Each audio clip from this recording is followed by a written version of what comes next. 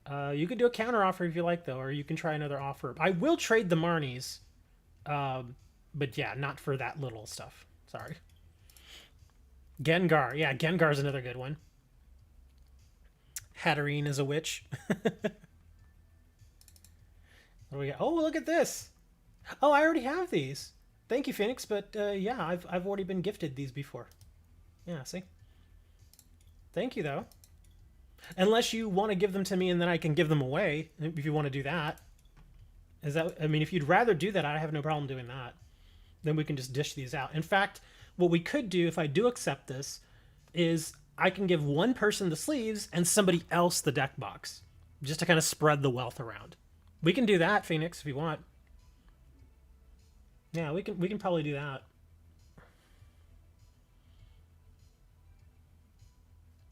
I'll hit accept, and I guess we'll do that. Okay, there we go. More trades. Okay, there we go. But yeah, where were we doing? Oh yeah, going back to collections, thinking of ghosts.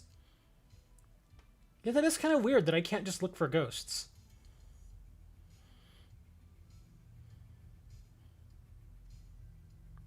Well, if you're taking a pill that will put you to sleep, it usually takes a little while. It takes, well, like for me, if I take like a sleeping pill or something that makes me tired, it usually takes like 40 minutes. So it all depends. What are you doing here? In a bunch of drawings? What do you draw? You needed the boost shake? I have a better boost shake. I think I have, oh, that's right, it's under trainer. I think I have the golden one. Yeah, I did get the golden one. I only have the one, but it's still kind of neat to have the golden one. Oh, it doesn't put you to sleep, you're just tired? Well, then there you go. Just, yeah, then take it. I don't understand why you're not taking it. Take it. Yeah, you don't want to skip your doses. Just take your pill, man. Doesn't put you to sleep, you're just tired. No. All ghosts are psychic? Are you sure about that? So if I find a non-psychic ghost, I'm never going to let you live that down. You know that now, right? So now I've got to find a non-psychic. Let me see. Non-psychic ghost. Oh, I can already think of one. Let me see. Yes, he has a psychic type, but he's also got just a fighting type. There you go. And Polysand. Or Palosand, I should say. But there you go. That's non-psychic ghost. Even though he is technically a ghost, yeah. Poison is dark now? Yeah. You're an architect. My stepfather, who is now retired, he was an electrical engineer. And he used to design by hand. Like, he was old school. He later started doing it on computers, but and he still has it. He has a giant drafting table, and he would do all these schematics and stuff by hand. It was really, really neat. So, I mean, I know it's a different type of engineering, but yeah, I still think that's kind of cool. Architect, what do you build? Do you build bridges? Do you build buildings? Do you build computer systems? Because there are actually architects for that sort of stuff now in the tech space. Because like if you're building huge like server rooms and stuff like that, you have to do very specific things, and you got to make sure you cool it well and power it well, that kind of stuff. Oh, I'm sorry, guys. I completely forgot. I was supposed to be doing some more of these codes. Here we go. We'll do some codes.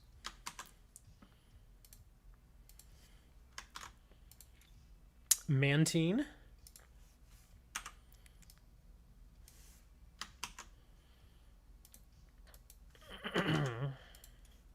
Sobble.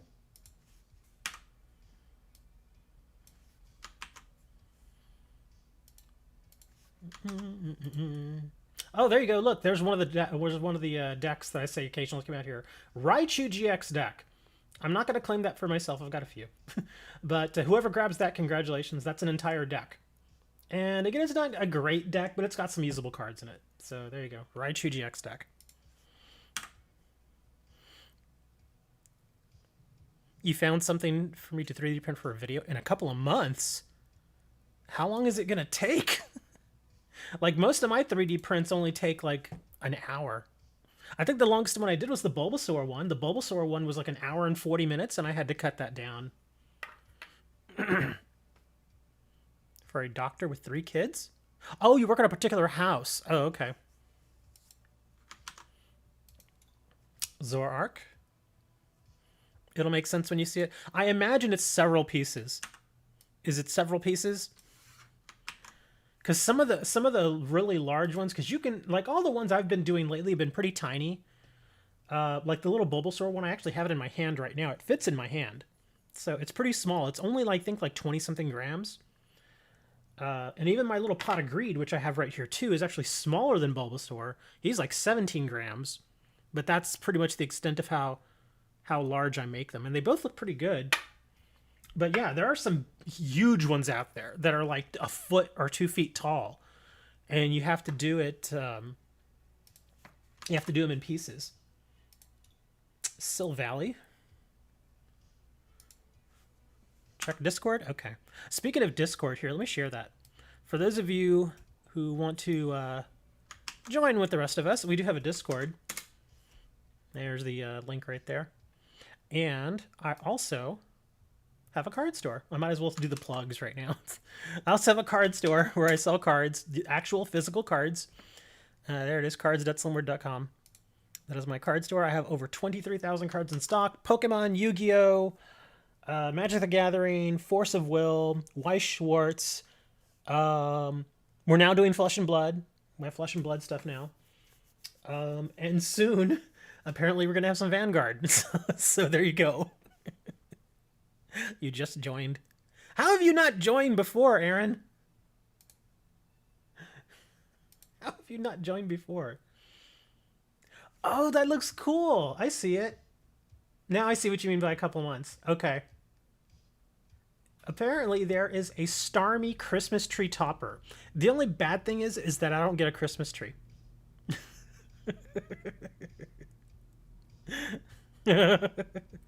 Yeah, I don't do Christmas trees. I just never have.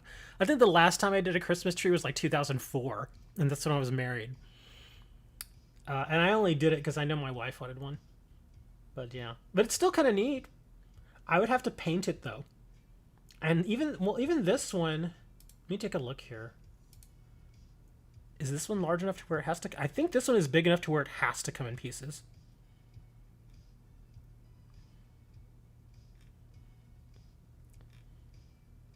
Oh, this one you have to buy. So they sell it. Oh, I thought you were sending me the G code. Okay, so this is something you can actually buy. Yeah, I thought you were sending me G code. But that's okay, that's fine. I could probably find somebody to make this for me, to design it. Because I have FreeCAD, but it's definitely got a pretty hard learning curve. Took your pill, so you're really down. Okay. Go have some sleep. Go and relax and do whatever you gotta do when you sleep. Like most people, when they sleep, they fart.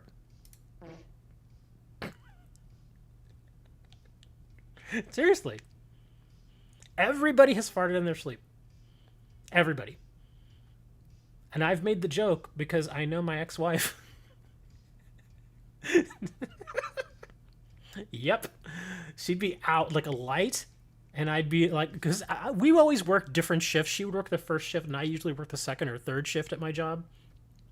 So I would try to come home and go to sleep at the same time when I could, but it almost never did. So anytime I would get home, she would already be asleep.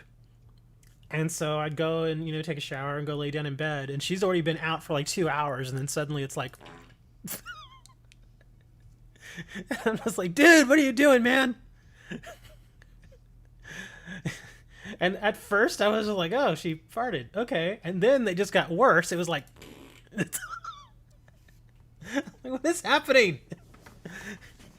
And then I remember Anyway, later. See you later, Trinity.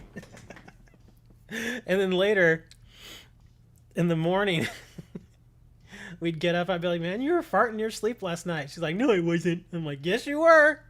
I'm like, I don't fart in my sleep. I'm like, yes, you do. Sorry. That's funny. Oh, you want me to do another code? Okay, sure. I'll do another code. Let's see. Oh, I don't think I've pasted this one. Oops. Come on, copy.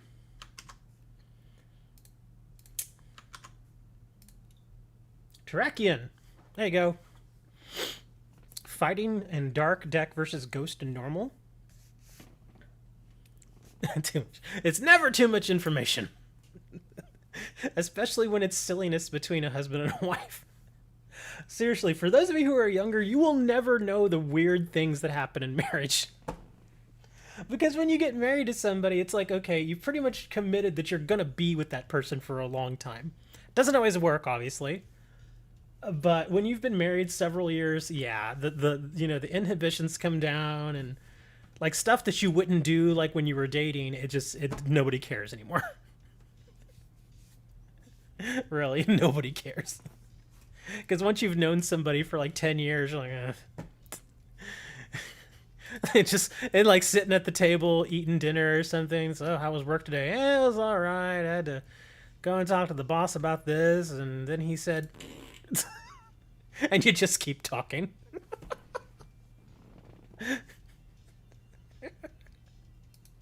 That's what love is, man. What made me throw a ring on it? Health insurance. I'm not kidding. I hate to say that, but yeah, that's why we got married. Because at the time, even then, health insurance was not cheap. It wasn't. And she wanted to leave her job, but if she left her job, she would lose her health insurance. And of course, here in the States, it's stupid, but health insurance is often tied to your employment. So if you leave a job, you're essentially giving up your health insurance too, which is stupid. So I was working at a company, and we had really, really good health insurance. Like, my part of the health insurance was free. It was part of my compensation. And so she wanted to leave her job, and she's like, but I want to leave my job and do this other thing, but I can't go 3 months without health insurance. I was like, well, I guess we'll get married then. So we got married, and as soon as I got married, I just had to go to HR and be like, hey, I just got married. Here's my marriage certificate. I want to put my wife on my insurance. And they're like, okay, just give us her info, and here we go. A week later, she had insurance on my she was good through my insurance, so she quit her job and went to another one. That was it. Seriously, that's the reason we got married.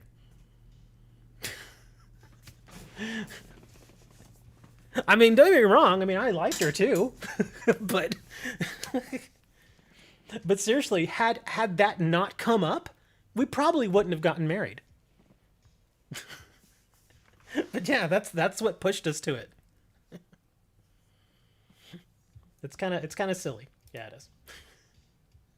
Why are you showing me Flannery? What is Flannery? Oh, okay.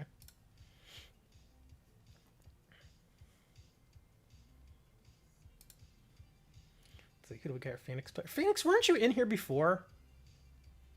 I thought Phoenix was in here before.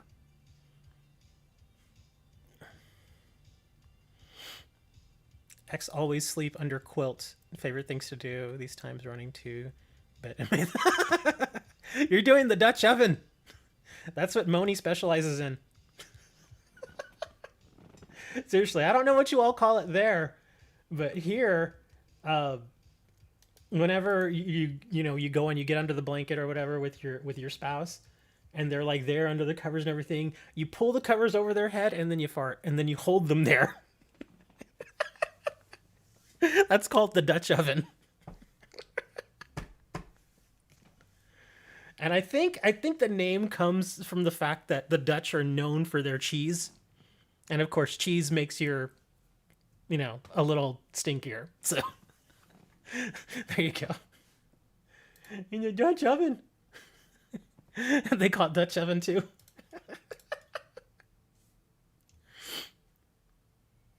Just leave the stream on and talk to y'all. That's what I've been doing most of this time. Look at Moni. Moni's like, what are you talking about? We don't have that here. Of course you don't have the Dutch oven there. There you just have the oven. like here in the United States, one of our big things here is like apple pie. We don't call it American apple pie. We just call it apple pie.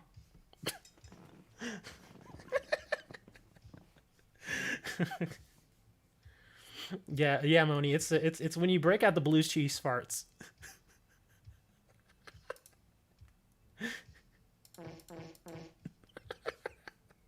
Sorry.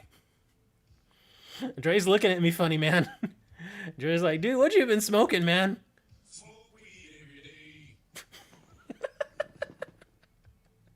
I don't smoke weed. You have pizza in the oven, does that count? Well, it has cheese on it, right? If it has cheese on it, sure. Go for it, man. Go and call it the Dutch oven. Well, you are Dutch, and it is an oven. No, Dre. No, that's too much, Dre.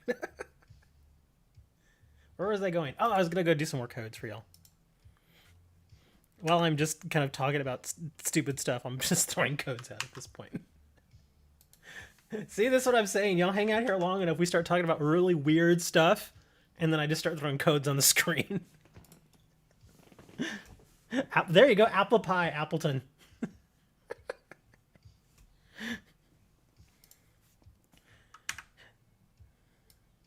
Just sitting there with your dad in the kitchen at this destroyed apple pie.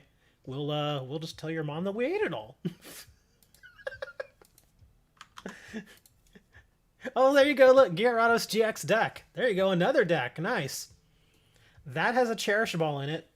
So congratulations, whoever grabs that. That's a pretty decent little deck there. It's got some useful stuff. That's funnier than codes. Well, I put the codes in there just to kind of, keep the Pokemon fans at bay, because they're like, what is this guy even talking about? But if I throw a code up there every now and then, they're like, oh, I guess I'll hang out. 100 Mega Gengars versus 50 Gigantamax Gendars. Who will win?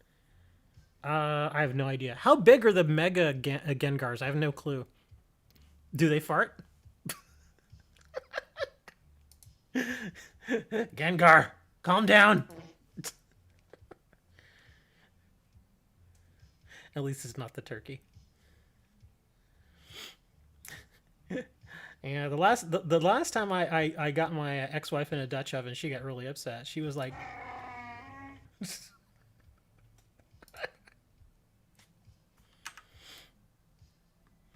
I hate you.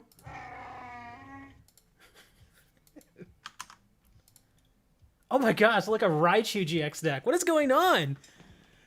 We're getting a handful of decks here now. Look at that. Gyarados and a Raichu deck. Wow, okay. Yeah, we don't usually get decks back-to-back like that. There you go, man. What was that sound? Oh, that's Chewbacca. From Star Wars. It's Chewbacca.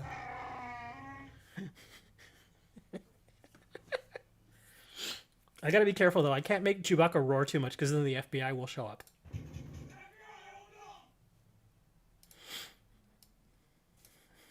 How are the Cowboys doing? Dude, they're doing good. They're doing really, really well this year. They're 5-1. 5-1. And the last win they got versus the Patriots, it was a hard-fought win. They won in overtime. It was impressive. They're doing... they know they're going to win the division. They're definitely winning their division this year. There's a good chance they make the Super Bowl. They're actually a really good team. Their defense... Wow. Defense has gotten so much better this year. There's... what's his name? His last name is Diggs. I forget his first name. But he's one of their new cornerbacks. The dude has 7 interceptions already this year. In 6 games. 7 interceptions. 2 of them, I think at least 2 of them were pick 6. They have, I mean, their defense overall is pretty good. But yeah, that one guy, Diggs, he is amazing. That dude is so good. It's like you can almost guarantee he's going to get a turnover for you every game. If he keeps going like that, oh yeah, they're definitely getting the Super Bowl. They're doing really, really well this year. The only way it could fall apart for the Cowboys right now is if Dak gets hurt again. If Dak gets hurt again, then they're going to be in a bit of trouble. But as long as they can stay healthy, they're going to be doing really good. You're on the phone right now. Don't talk about funny things till you close up. No, we're going to talk about funny things, definitely. I know why you're on that phone. But yeah, Cowboys are doing excellent this year. And yes, the poor, really 2 fan peas in a row. The poor Lions cannot catch a break. And they actually have a good quarterback. They do. I know it's his first year. The last time you battled me with the colorless deck and your fire deck wanted to beat when Porygon Z. My fire deck is very hit and miss. I need to redo it. I think it needs at least one more basic and one more stage 1. Yeah, because I've just been having problems getting... Because with that particular deck, I have to mulligan with it all the time. So my opponent always starts off with like an extra 1 or 2 cards. I really hate that. Because if I have to give my opponent an extra 2 cards every game, even to start, it's hard to recover from that. All right, Appleton, Dak, Aracuda, Fanpy. There you go. There's 6 more codes for you guys. Yeah, my fire deck. In fact, I'll bring it up here. We'll have a little something else to look at. Where is my fire deck? It should be over here. I thought because when it works really well. But then, like I said, it's inconsistent in the sense that when it works, it's great, but when it doesn't, it's painful. But yeah, so you got the Charmander, Charmeleon, Charizard, Vulpix, and Ninetales. I think I kind of want to switch these out. I don't really use Ninetales that much. Victini is very useful. I like having him because of his Victory Star. Torkoal's okay. He's a little tank. And then, of course, Ponya and Rapidash are really nice. They go with the Victini. Volcanian's not bad. I'm not crazy about Tortonator, although he does have a lot of health. That's why he's in there. Shining Ho-Oh sometimes does okay. I don't think I've ever gotten Scentiscorch to the field, even though he's only a stage 1. For some reason, I can never get this going. But yeah, let me see how many basics do I have. 1, 2, 3, 4, 5, 6, 7, 8, 9. Yeah, with 9 basics, I should be fine. I shouldn't be having to mulligan that much. But apparently, it doesn't like working for me. Hey, Taco, you missed all the fart drama. Sharp's like, what did I miss? you missed talk about Dutch ovens and pizzas and sleeping farts and and Chewbacca.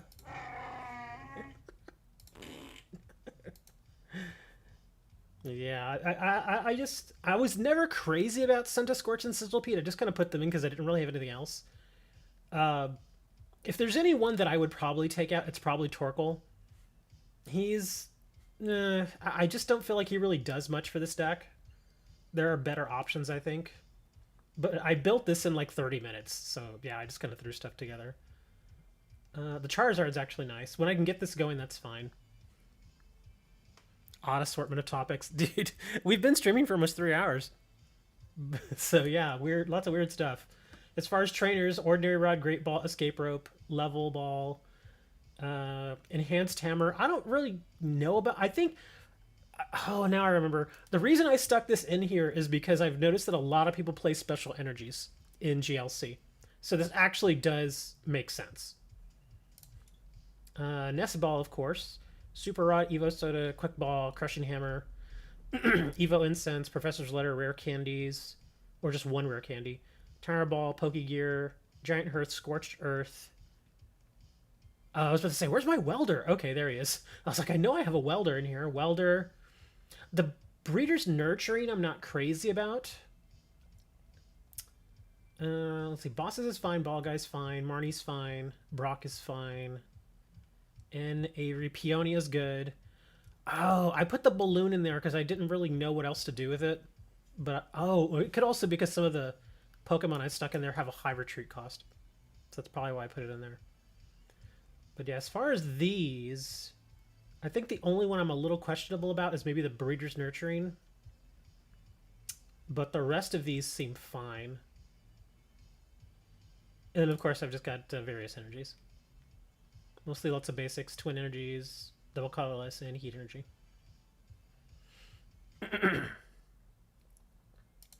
So yeah, it's one of those decks that should do okay, but it just it's missing something.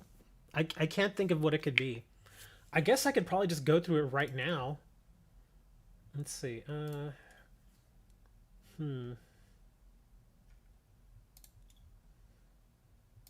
We'll do just fire types. Alolan Marowak. Oh, I could do Arcanine and Growlithe. Are there any good Arcanines? Once your new turn before you attack this Pokemon was on the bench, make him your active Pokemon this turn. You may move any number of fire energy attached to your Pokemon to this Pokemon. So he hits for 150, but then he has to skip a turn.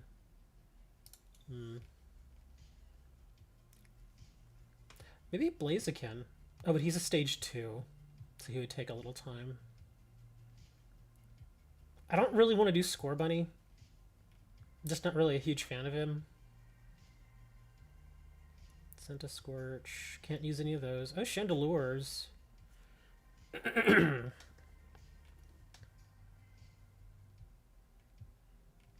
Various Charizards. Can't use those.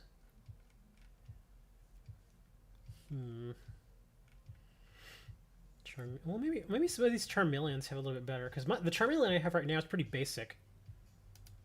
Yeah, because that's the one I have right now. It hits 30 and then burns. What about this one? Discard an energy. Oh, you have to discard. He has less health. Hits for 80. When you play this card from your hand to evolve a Pokemon, you may discard the top 5 cards of your deck. If any of those cards or energies attached to this, that's okay, I guess. I think I still like the Fire Fang better, because you don't have to discard. And I don't have a ton of energy in this deck, so I don't really want to be discarding too much. Chimchar, Cinderace.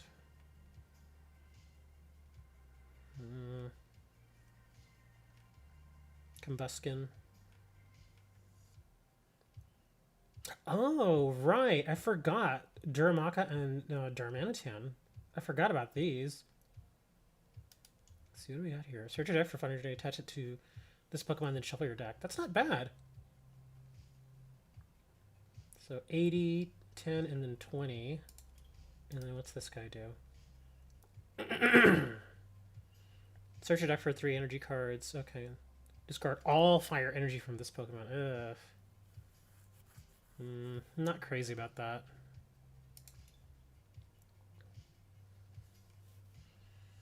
Emboars. Oh wait, isn't Entei? I was gonna say, yeah, Entei is a fire. Let's see. Opponent's bench Pokemon.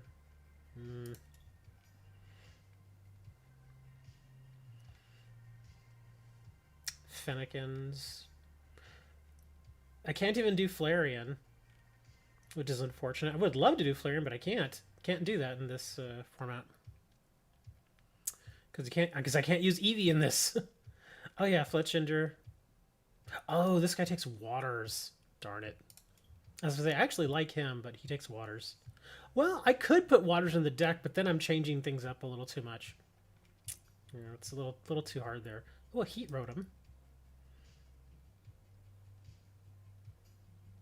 Oh, if you have 9 or more Pokemon tool cards, a little specific there. Heatmore, Heatran, Houndoom, Incineroars, Infernapes, Leos. Yeah, I'll have to mess with this later, because I could sit here and mess with this deck for like an hour. But yeah, I need to change something, because it's like I said, it's just not working all that great. Oh, Moltres. Let's see, Top Burner. Discard 3 energies. Ouch. Fire Wing 3 for 90. You may attach fire energy from your hand to one of your bench Pokemon. That's not terrible. Combustion. You may do 40 damage if you... You may do 40 more damage if you do this Pokemon damage does 20 damage to itself. Oh well. I think we're done, man. Yeah, we've been going for almost 3 hours and my music just finished. Yeah, I think I'm gonna get on out of here. Hopefully next week, we'll do a little bit of a Halloween special in a sense. We'll do some Halloween music, and who knows? Maybe we'll sit back and build a Halloween themed deck just for fun. See what happens. Do you know any deck to only play evolutions of Eevees? Oh, so you want to play just evolutions? I think it's probably better if you just focus on one particular evolution than trying to go for all of them, because that just gets weird. It depends on what format you're talking about. Like, here, I'll actually show you. Let me go to my other decks here. Here, go back. Like, I have this one. I actually like this deck. It's not super overpowering, but it's fun. This is my standard, or my deck for standard. It's the Glaceon V deck. And I actually really like it. This one's got 4 Glaceon Vs and 3 Glaceon VMAX. And what really helps this deck out are the Sobbles, the Drizzles, and the Inteleons. Yeah, it really speeds things up. And then Tapu Fini, I just kind of threw that card in there because I didn't have anything else. But yeah, if you're looking for standard deck, I actually like this one. I think it's fun. Quick Ball, Level Balls, Escape Ropes, Pokegears, Switches, Buckets. I think I have a Nessa in here. Yeah, Nessa, Raihans in here, Bird Keepers, Galar Mines, Melanie, of course. Professor. I'm not crazy about Professor in this one, but she's okay. Marnies. A whole bunch more Marnies.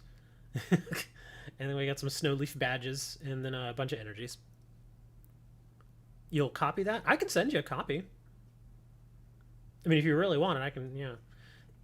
And the funny thing is when Evolving Skies came out, one of the first cards I was like, I think I want Glaceon. I want to build the Glaceon deck, and thankfully, I got a ton of them. Like, out of all the like in the first 100 packs, I think I got all 5 of the Glaceons that I have. And I also got, I think, 2 of the Glaceon VMAXs. I had trade for a third one because I was finding that almost every game, at least one of them ended up prized. So I stuck a third one in there to make the deck a little more consistent. And that actually helps. But let's see. How can I... Let's see. What's this? Oh, that's a duplicate. Okay. Here, I can... Actually, hold on. Where's my... Why can't I show my list? There we go. I'm trying to remember how I showed this as a list. Somebody help me! I can't remember. There we go. There it is. Here, I'll actually do a couple of screenshots here, and I can stick it in Discord for you. Hey, Blueface. Do you have a full art Rayquaza V for trade?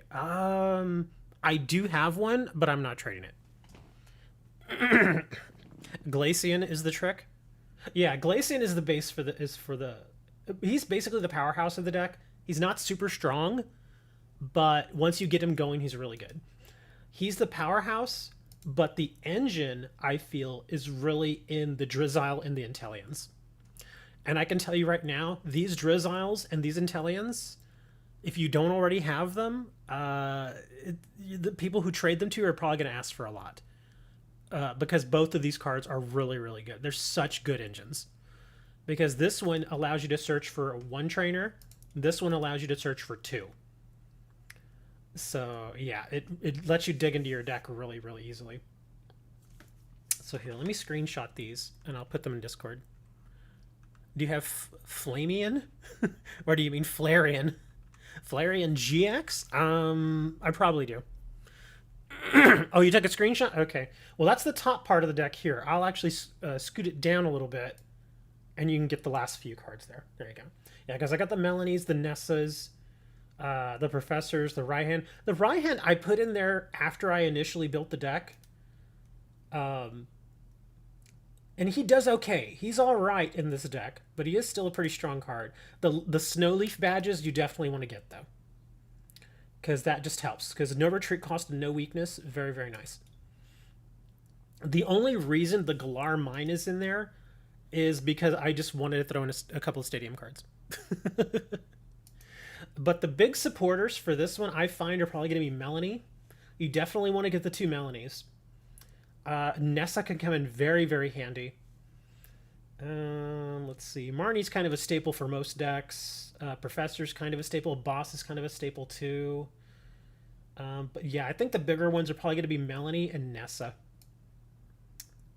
As far as the others, I like Quick Ball. Most people do. Level Ball, I think, is very, very handy, so you definitely want to get at least two of these. The Buckets I like, again, because it just searches for energies. This card, the Tapu Fini, I just threw this in.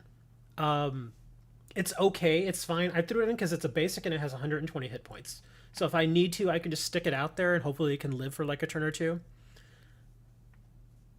Is 12 trainers in a deck too low? It depends on what you're running. Most people like to play a lot of trainers. And it all depends. Are they supporter trainers or are they like items? Because sometimes a lot of the supporters like this can work, but the items, remember, you can play as many items per turn as you want. But the supporters, you kind of have to think about a little bit more. The same thing with the Hops. Some people don't like Hop. He's very basic. It's just draw 3 cards, but I like him, so he's in there. But in fact, some people, what they would probably do is they'd probably take out a Hop and stick in like a third Marnie. I think 3 Marnies is too much overkill for this deck, so that's why I just run the 2.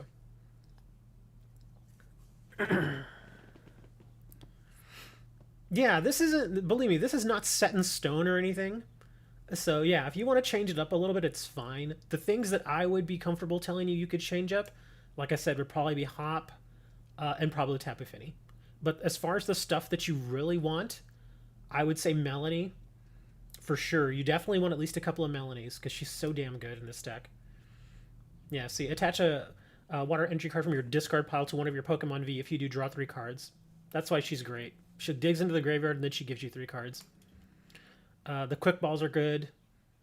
And the cool thing is that the Quick Balls, you can dump your basic energies for it and then play a Melanie and then get that energy back and stick it on a Pokemon. But yeah, it's going to be... I mean, these Pokemon here, that's pretty much the entire deck. Yeah, like I said, Tapu's fine. You can do with or without him. But if you don't have this, then it's going to be much harder for it to run. But yeah, like I was saying, Sobble... In fact, either Sobble is fine. As you can see, I have one of each of these. I think, wait a minute. I have... Okay, yeah, I have 2 of this shiny and then 1 of this guy. I actually prefer this guy. He's slightly better, I think. But what did I put this guy in here? Oh, because the Paralyze. Okay. Yeah, I put that one in there because he's got the Paralyze thing.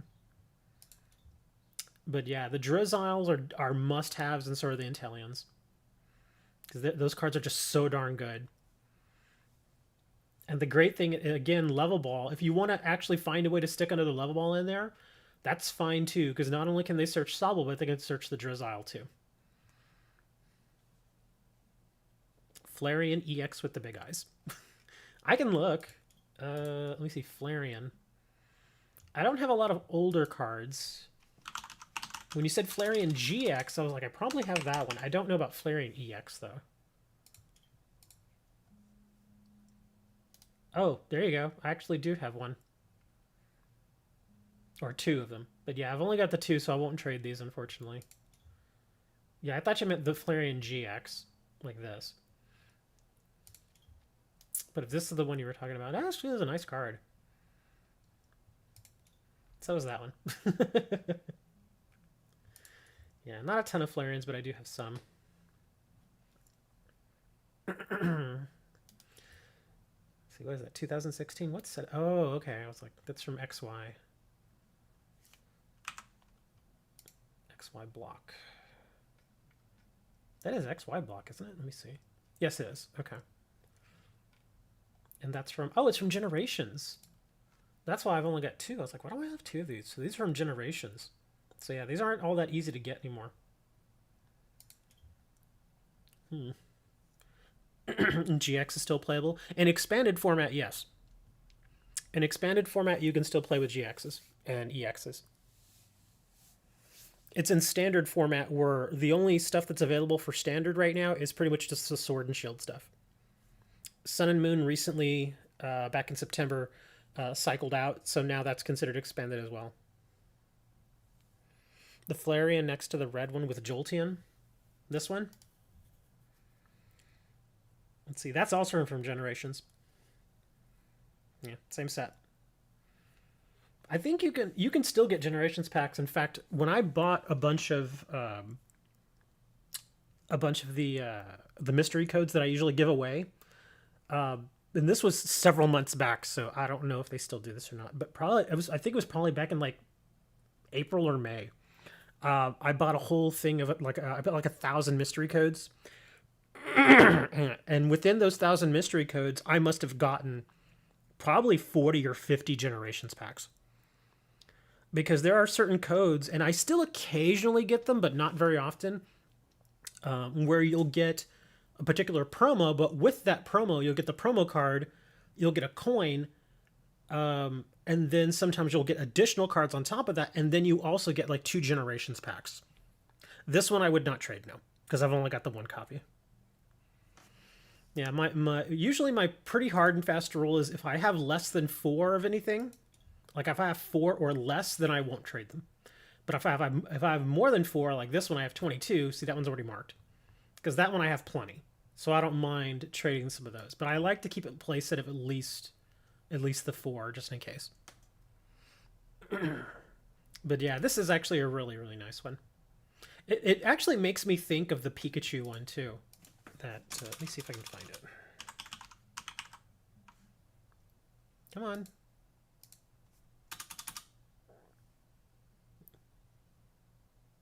Okay.